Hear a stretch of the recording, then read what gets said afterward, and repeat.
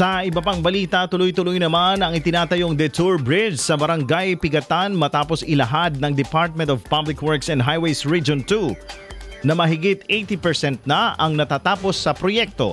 Ayon sa DPWH Region 2, umabot na sa 80.43% ang accomplishment rate ng konstruksyon na layo magsilbing pansamantalang ruta habang hindi pa naitatayo ang permanenteng kapalit ng bumagsak na Pigatan Bridge noong October 6. Sinabi ni Maricel Acejo, tagapagsalita ng DPWH Region 2, na 24 oras kada araw ang ginagawang trabaho sa lugar upang mapabilis ang pagtatayo ng tulay.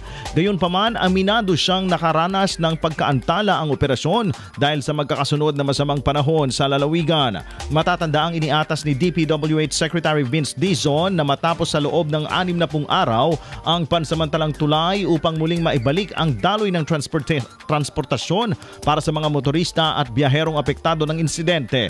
Nananatiling inaasahang matatapos ang Detour Bridge sa itinakdang panahon habang pinaghahandaan na rin ang mga susunod na hakbang para sa pagpapagawa ng permanenteng tulay sa lugar.